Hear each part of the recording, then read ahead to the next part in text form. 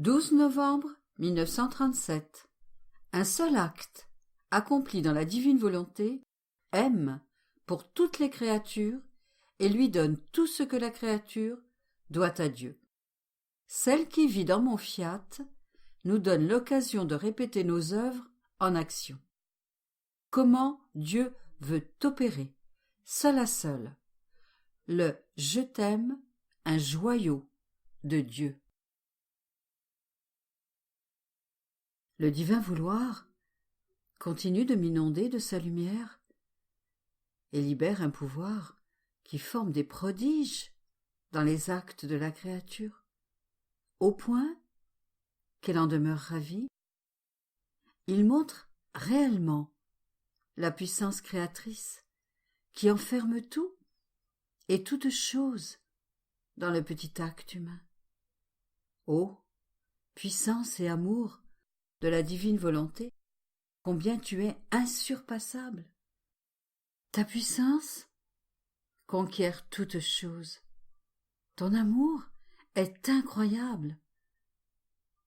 C'est alors que mon adorable Jésus, qui veut que puissent être compris les prodiges inouïs que son divin fiat peut faire dans la créature, me dit : Fille de ma volonté, les flammes de mon amour sont telles que je suffoque, et pour pouvoir libérer mon amour qui me fait brûler et trépigner d'impatience, je reviens pour te dire ce que ma volonté peut faire dans la créature. Pour que ma volonté puisse régner, on doit savoir qui elle est, l'étendue de son amour, quelle puissance elle possède et ce qu'elle peut faire. Maintenant, écoute. Lorsque la créature lui laisse la liberté d'opérer, elle appelle son immensité et sa puissance et enferme tous et toutes choses dans cet acte. Notre divinité reçoit dans cet acte l'amour de chaque créature. Nous entendons dans cet acte les voix et les battements de tous les cœurs qui nous disent « Nous vous aimons, nous vous aimons ». Notre volonté nous donne l'adoration qui est due à leur Créateur, par chaque créature et chaque chose. Elle anime toute chose et nous entendons dans cet acte même le soleil, le ciel et les étoiles. La création tout entière qui nous dit « Nous vous aimons, nous vous adorons, nous vous glorifions ». Par conséquent, nous recevons tout de notre volonté qui opère dans la créature. Notre amour pour chaque créature est payé de retour et notre gloire est complète. Notre volonté peut tout nous donner, même à travers l'acte de la créature. Aussi, emportée par son amour envers celle qui la laisse agir dans son acte, elle s'écrie : « Je te donne tout, ma fille. Je te placerai devant notre majesté suprême comme celle qui nous a aimés pour toutes les créatures, qui nous a donné la gloire et l'adoration pour toutes, qui nous a fait aimer même par le soleil, le ciel, la création tout entière harmonisée, et toutes les choses créées disaient entre elles : Amour, amour pour notre Créateur. Par conséquent, je te donne le mérite pour toute chose. Tout est à toi. Ma volonté n'est tout simplement pas capable, ni désireuse, d'opérer à moins d'enfermer toutes les créatures et de faire toutes choses. J'étais surprise et je me disais : est-ce possible ? Tout cela est-il possible ? Et mon Jésus ajouta : Ma fille, ne sois pas surprise. Un seul acte, dans ma volonté, est plus grand que le ciel et la terre. Son immensité n'a pas de limite. Sa puissance est infinie. Elle tient tout dans sa main. Elle opère avec un amour infini qui peut donner de l'amour à toutes. Et après avoir aimé tout le monde, oh, combien d'amour il lui reste encore ? Notre amour est parfait. Premièrement, nous nous aimons nous-mêmes. Nous assurons nos intérêts, notre gloire et notre amour. Puis, nous descendons dans les créatures en les aimant avec notre propre amour. Nous glorifions nous-mêmes avec nos œuvres. Qui ne pense pas d'abord à lui-même? Par conséquent, que notre volonté opère en nous-mêmes ou dans les créatures, il faut d'abord que celle-ci nous donne de droit ce qui nous est dû et qui nous convient, pour toutes et pour chacune. Ensuite, les créatures recevront, chacune selon ses dispositions.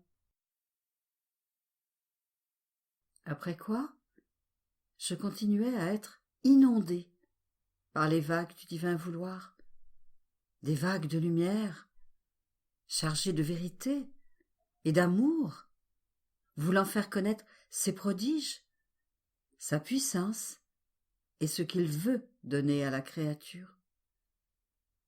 Je suivais ainsi ces actes de création pour les faire miens et pouvoir dire: ce qui appartient à Jésus est à moi également.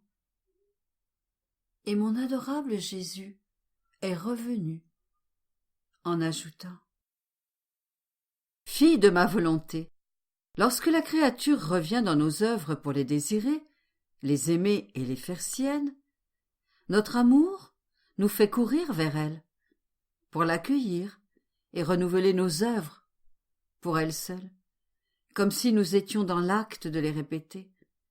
Nous centralisons en elle tout notre amour, ainsi que notre puissance, nos joies, les stratagèmes et les folies d'amour que nous ressentions en faisant la création tout entière. Dans notre excès d'amour, nous la regardons et nous trouvons le ciel et l'amour que nous ressentions en étendant sa voûte azurée. Puis, nous la regardons encore et nous trouvons la variété des étoiles lorsqu'elle donne à chacune sa voix pour lui faire dire « Je t'aime, je t'aime, je t'aime ». Ces voix des « Je t'aime » forment la plus belle des musiques célestes, et ce doux son nous enivre. Et dans notre ivresse, nous lui disons: Fille, comme tu es belle, tu nous donnes des joies infinies. Même lorsque nous avons créé toutes choses, nous n'avons pas reçu des mélodies et des joies comme celle-là, car il manquait une créature qui, unie à notre volonté, ferait dire à nos œuvres: Je vous aime, je vous aime, je vous aime. À la vue d'un tel déploiement d'amour, nous renouvelons la création du soleil, du vent, de la mer et de l'air, centralisant en elle tout l'amour et la divine harmonie que nous ressentions en créant tous ces éléments. Oh, quelle joie pour nous et quel retour d'amour elle nous donne. En la regardant, nous trouvons un soleil qui brûle d'amour pour nous, un vent qui souffle et gémit d'amour, qui forme de mystérieuses voix d'amour pour nous entourer et nous dire: Tu m'as aimé et je t'aime. C'est de l'amour que tu m'as donné et c'est de l'amour que je te donne. Et il forme des vagues impétueuses dans sa mer, au point de nous donner un air d'amour pour chaque souffle de la créature. Nous nous sentons continuellement blessés et défaillants d'amour. Une âme qui vit dans notre volonté est tout pour nous. Elle nous occupe continuellement, elle nous aime toujours, mais avec notre propre amour. Chaque fois qu'elle accomplit ses actes dans notre fiat, nous renouvelons les œuvres de la création. Et pour nous amuser, nous l'aimons et nous faisons qu'elle nous aime. Nous utilisons chaque acte qu'elle accomplit comme matériau pour renouveler nos diverses œuvres créées. Et notre amour n'est cependant pas satisfait. Il veut ajouter plus encore. Alors, il se crée de nouveaux prodiges de grâce, et notre vie elle-même, dans la créature bien-aimée. Nous aimons beaucoup opérer, seul à seul, comme si nous faisions toutes choses pour elle seule. Cela fait se lever vers nous, qui l'aimons beaucoup, plus d'amour, d'estime et d'appréciation. Ainsi, dans la mesure où elle s'unit à nous, nous renouvelons ses œuvres. Si elle s'unit dans les œuvres de création, nous renouvelons nos œuvres de création. Si elle s'unit à nos œuvres de rédemption, nous renouvelons les œuvres de rédemption. Ainsi, je répète les actes de ma naissance, et en la regardant, je trouve ma naissance en elle, ainsi que l'amour pour lequel je suis né, tandis qu'elle m'aime de ce même amour avec lequel je suis venu sur terre.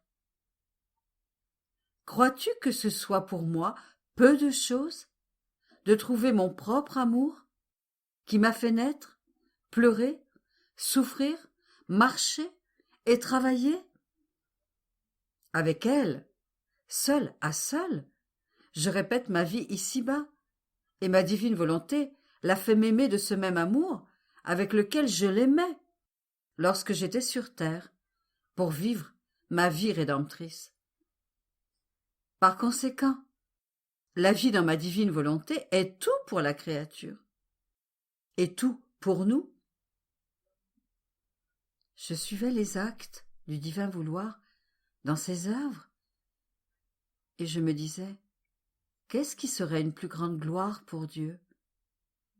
Suivre les actes de la création ou ceux de la rédemption?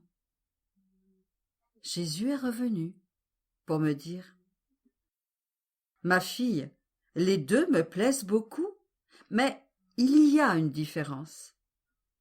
Dans les œuvres de création, la créature trouve notre majesté en fait, qui crée de nombreuses choses avec comme raison principale de servir notre volonté régnant dans la création. Toutes les choses créées devaient servir de dépôt pour son retour d'amour, d'adoration et de gloire envers nous. Toutes les choses créées parlent de notre amour envers les créatures. Et la créature, à travers elle, devait aimer leur créateur. Tu dois savoir que chacun de tes je t'aime, que tu caches dans le soleil, dans le ciel et dans les autres choses créées, est pour nous un joyau. Nous les aimons, nous les embrassons, nous les étreignons, et ils font notre délice. Nous nous sentons glorifiés et payés de retour pour tout ce que nous avons fait. Crois-tu que nous restions indifférents devant les nombreux « je t'aime » avec lesquels tu as revêtu la création? Pas du tout. Nous les regardons, un par un, comme nos joyaux. Ils nous donnent la gloire que nous avions durant la création. Par conséquent, que notre fête continue. Et si ces « je t'aime » ne peuvent être vus que par nous-mêmes, c'est parce que notre volonté, immense également dans la création, éclipse par sa lumière tes « je t'aime » en les gardant jalousement cachés dans son sein. Il en est comme du soleil, dont la lumière et la chaleur sont plus grandes et plus intenses que tous les précieux effets contenus en lui. Ils ne peuvent pas être vus, mais il est certain que le soleil possède ces effets. En fait, si sa lumière touche la fleur, elle lui donne la couleur, peignant comme un artiste la variété des beautés et des couleurs pour former le doux enchantement des générations humaines. Si sa lumière touche les plantes et les fruits, elle leur donne la variété des douceurs et des goûts. Cela montre comment le soleil n'est pas seulement lumière et chaleur, mais cache aussi d'autres biens dans son sein de lumière. Il en est ainsi de la créature qui vit dans notre volonté.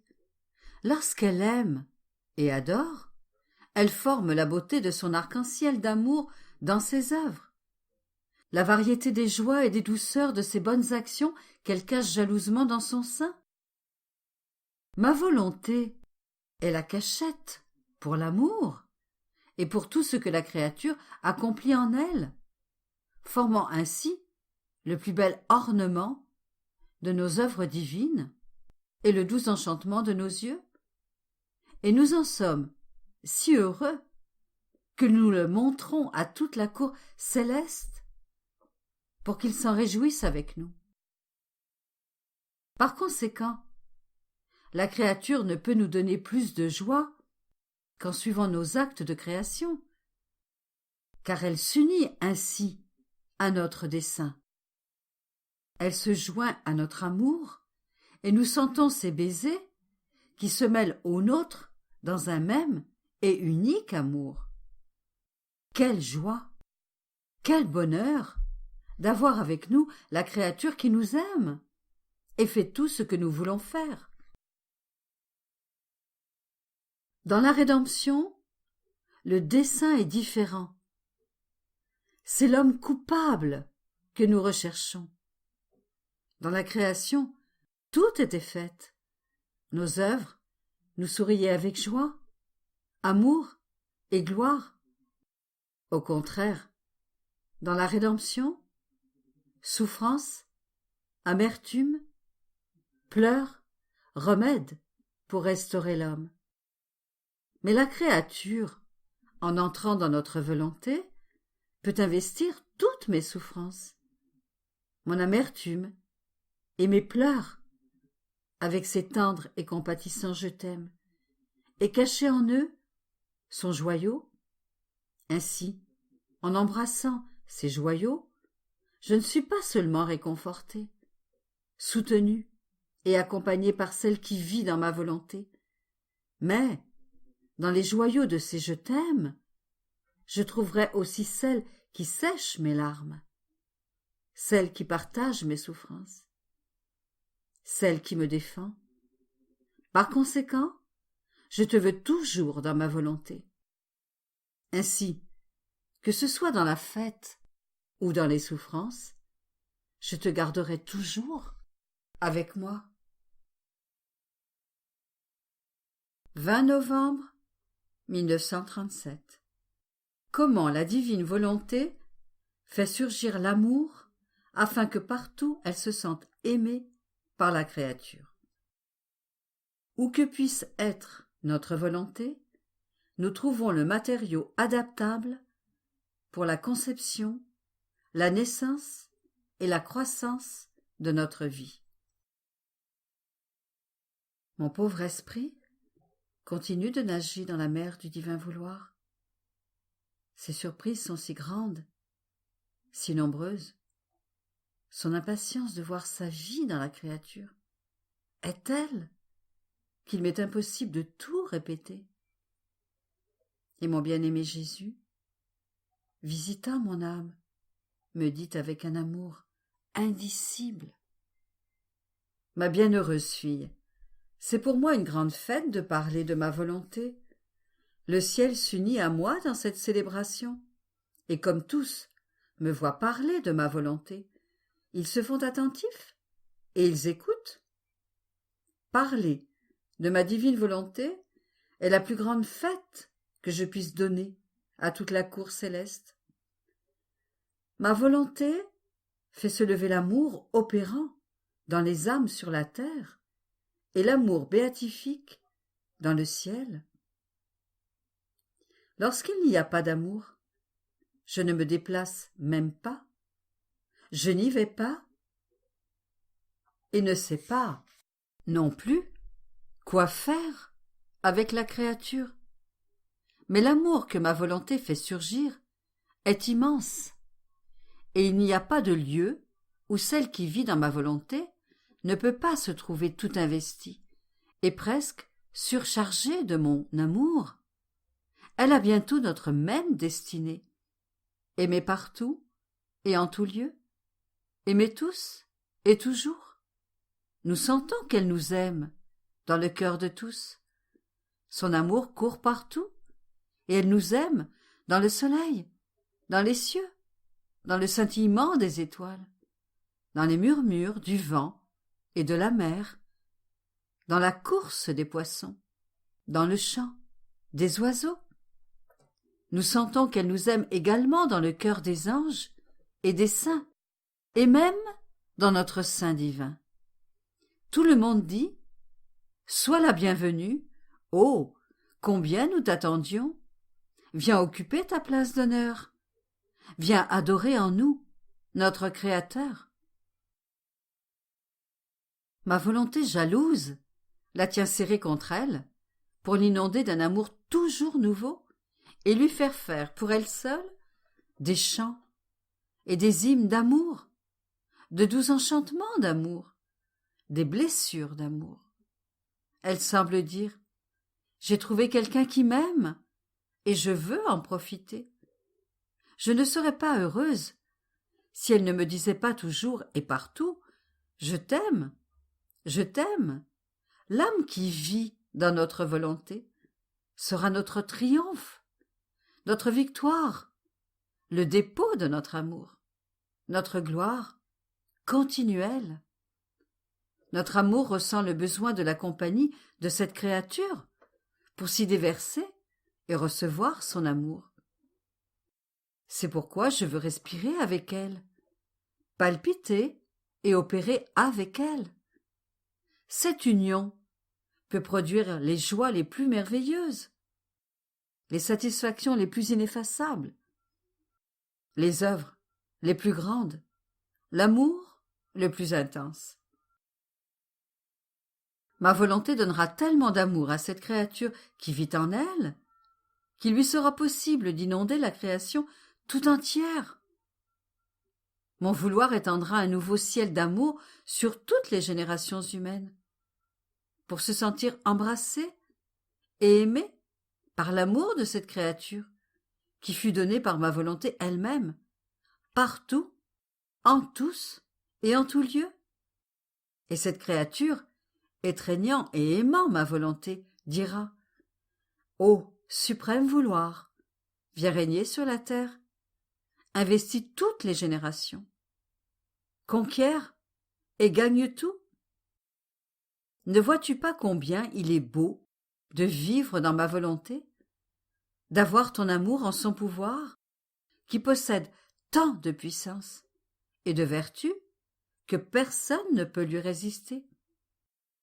Quand cet amour aura tout investi, l'amour d'une créature qui vivait dans notre fiat et qui porte avec elle le lien de la famille humaine, nous nous laisserons vaincre, nous abattrons tous les obstacles et nous aurons notre royaume sur la face de la terre. Par conséquent, prie et que tout serve à me demander que ma volonté puisse venir régner sur la terre comme au ciel. Je continuais à être inondée dans le divin fiat qui déversait sur moi lumière et amour. Lumière pour se faire connaître, amour pour être aimé. Et mon doux Jésus est revenu pour ajouter « Ma fille, comme il est beau de vivre dans ma volonté, nous ne pouvons pas être sans cette créature. Nous pensons toujours à lui faire de nouvelles surprises, à lui donner quelque chose de nouveau, à lui dire de nouvelles choses, pour qu'elle puisse mieux connaître notre fiat. Selon sa connaissance, nous pouvons agrandir la mer de notre amour en elle. La connaissance est la petite cloche qui, lorsqu'elle sonne, appelle notre puissance, notre sainteté, notre bonté et notre amour avec un son très doux pour les enfermer dans la créature qui vit dans ma volonté, pour nous faire opérer des prodiges inouïs. Tu dois savoir que lorsque nous trouvons notre volonté dans la créature, nous nous sentons béatifiés et nous aimons tant la regarder que, pour en profiter encore plus, nous regardons son esprit pour y engendrer la conception, la naissance et la croissance de notre intelligence. Nous regardons sa bouche pour y concevoir notre parole et la faire grandir, de sorte qu'elle parlera de notre être suprême avec tant d'éloquence et de grâce qu'elle sera aimée par tous ceux qui auront le bonheur de l'écouter. Nous regardons sa volonté pour y faire renaître et grandir notre volonté à une vie nouvelle. Nous regardons son cœur pour y concevoir notre propre amour, ses harmonies, ses stratagèmes pour nous faire gagner et la faire toujours renaître dans notre amour. Nous regardons ses pieds pour y concevoir et y faire grandir nos œuvres et nos pas. Nous pourrions faire tout cela en une seule fois, mais nous ne le faisons pas afin de passer plus de temps avec elle, de profiter d'elle plus longtemps. Notre amour est tel que nous voulons former nos propres mains créatrices, notre vie même dans la créature. Tout ce que nous sommes, nous voulons le lui donner. Notre amour n'est pas satisfait si nous ne répétons pas notre vie en elle, et nous ne découvrons le matériau adaptable que si nous trouvons en elle notre volonté, qui a préparé, purifié et embelli le terrain pour nous. En formant notre vie, nous chantons victoire et gloire à notre être divin. Et que fait-elle? Elle nous donne la nourriture pour être nourris et grandir en elle. Elle nous donne l'eau pour notre soif, son être pour nous vêtir, son âme comme chambre, son cœur comme lit pour nous y reposer. Et tous ces actes, afin d'être amusés et entourés par nos propres joies célestes. Qui peut te dire, ma fille, tout ce que nous pouvons faire et donner à la créature qui vit dans notre volonté? Nous donnons tout et toutes choses, et elle nous donne tout. 29 novembre 1937. Nos souffrances, unies aux souffrances de Jésus, forment sa vie en nous. Il n'y a pas de bien qui ne vienne de ces souffrances. Comment le manque d'amour martyrise l'amour divin. Mon pauvre esprit nage dans la mer du divin vouloir. Je le sens qui respire, palpite et circule mieux que le sang dans les veines de mon âme, en disant « Je suis ici, en toi et en dehors de toi, plus que ta propre vie. Je cours en chacun de tes actes. Je rends chaque chose facile pour toi, avec mon amour, et je te rends heureuse. » En même temps, il me montrait toutes les peines que je souffrais, revêtues de lumière, en les gardant serrées contre son cœur, comme autant de conquêtes de sa volonté. J'étais encore préoccupée, et mon toujours adorable Jésus me rendit visite et me dit « Ma petite fille de ma divine volonté, sache que toutes les souffrances que ma très sainte humanité a endurées sur la terre, chaque larme que j'ai versée, chaque goutte de mon sang, chaque pas et chaque mouvement, et même mon souffle, ont été et sont encore investis par une voix unique avec laquelle il parle et crie continuellement. Nous voulons que le royaume de la divine volonté règne et domine parmi les créatures. Nous voulons que nos droits divins soient placés en force. » Et ils prient, ils parlent et ils gémissent autour de notre trône suprême, sans jamais s'arrêter, pour que la volonté du ciel et de la terre soit une. Toutes les créatures qui s'unissent à mes souffrances, à mes battements de cœur, à mes respirations, à mes pas et à mes œuvres, prient, parlent et gémissent avec tout ce que j'ai fait et souffert sur terre. Il n'y a pas de bien qui ne vienne de mes souffrances. Unies à celles de la créature, mes souffrances forment le dépôt.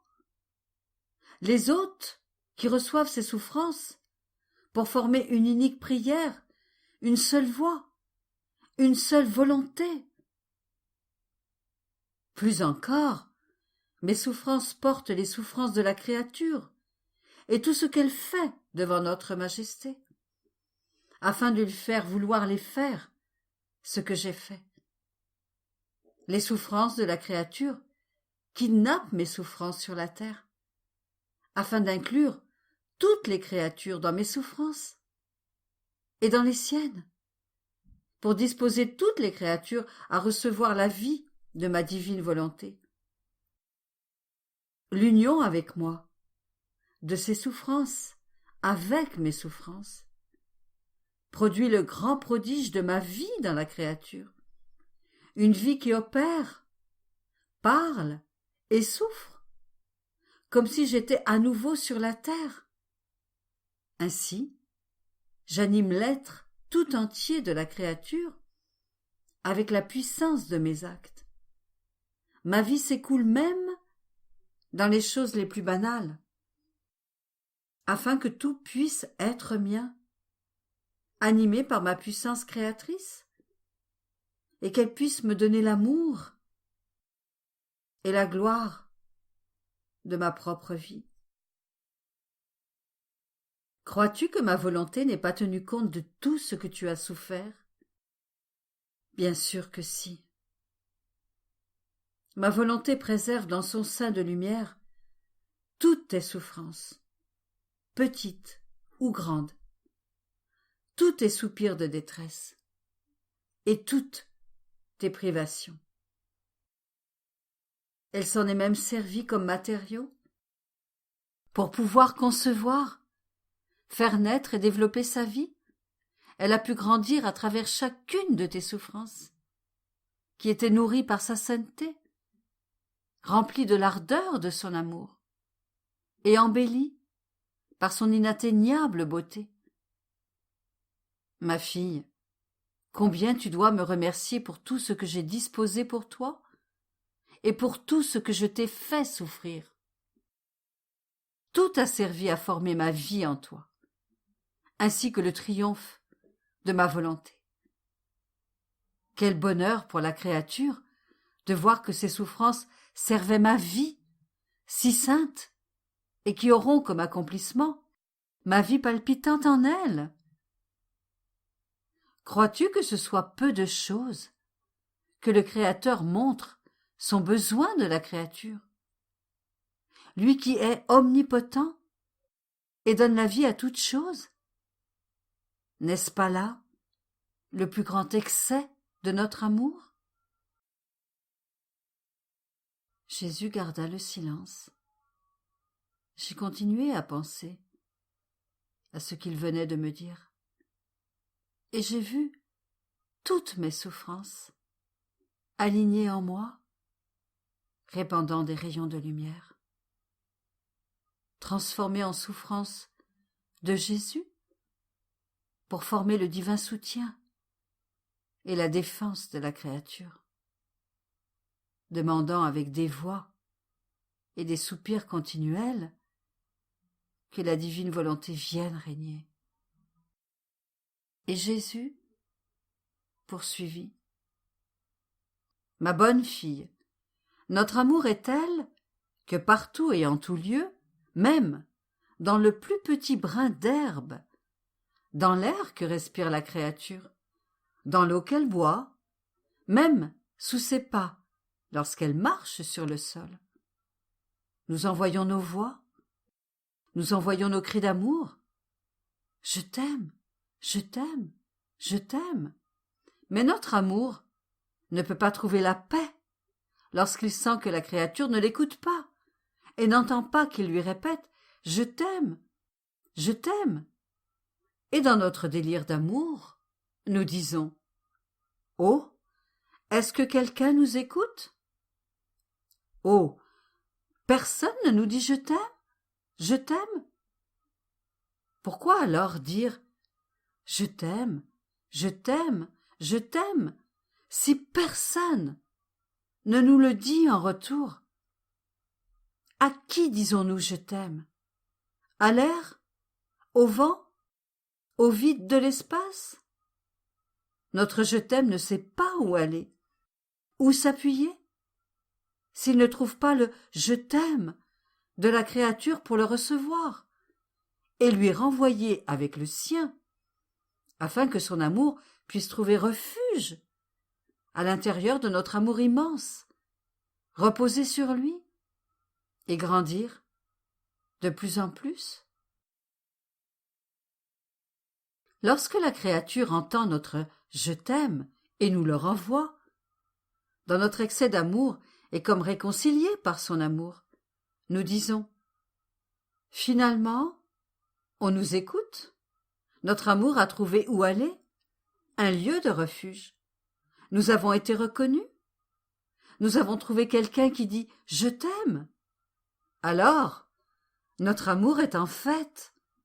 Mais, lorsque nous ne pouvons pas trouver quelqu'un qui dit « je t'aime », nous ne trouvons pas alors quelqu'un qui nous reconnaisse, qui nous écoute, quelqu'un qui nous aime. Combien il est dur d'aimer et de ne pas être aimé. Combien je voudrais que tous sachent qu'avec mon amour, je les soutiens, je les serre dans mes bras, je les aime et je les fais respirer. Je les aime et je fais battre leur cœur. Je les aime et je leur donne la parole. Je les aime et je leur donne la marche. Je les aime et je leur donne le mouvement, la pensée, la nourriture, l'eau, tout ce qu'ils sont et tout ce qu'ils reçoivent est l'effet de mon amour débordant. N'est-ce pas alors une horrible ingratitude que de ne pas aimer? C'est faire de notre amour un martyr, parce que nous avons aimé et nous ne sommes pas aimés. Après quoi, je me disais, mais comment la créature peut-elle savoir que notre Seigneur lui dit et lui répète ses continuels « je t'aime » afin de pouvoir lui donner les siens en retour? Et mon doux Jésus ajouta « C'est en vérité très facile de le savoir, si la créature a en elle la vie de la divine volonté. La divine volonté lui donne son ouïe divine, qui la fait écouter lorsque son Créateur lui dit « je t'aime ». La divine volonté lui donne non seulement le sens de l'ouïe, mais aussi son verbe divin, si bien que lorsque l'oreille écoute, le verbe dit « je t'aime », ou mieux encore, avant même qu'il dise « je t'aime », elle sent déjà qu'elle va recevoir le « je t'aime » de son Dieu. Elle fait alors se rencontrer son « je t'aime » avec le divin « je t'aime », comme si elle entrait en compétition avec son Créateur. Ma volonté veut tout donner à la créature qui vit en elle. Elle lui donne ses bras pour l'étreindre, ses pas pour courir après elle. Nous ressentons notre divine nature, qui est tout amour, et notre besoin d'aimer, au point que s'il était possible de nous empêcher d'aimer, nous pourrions suffoquer et perdre le souffle de notre vie divine. Et comme notre souffle, notre mouvement et notre volonté même est amour pour nous, et qu'il nous est impossible de ne pas aimer, de la même manière, la créature qui possède notre volonté ressent le besoin de nous aimer toujours. Par conséquent, seule ma volonté peut mettre de l'ordre entre le Créateur et la créature, la garder continuellement consciente de notre amour et de notre sainteté, en la mettant en communication avec notre être suprême.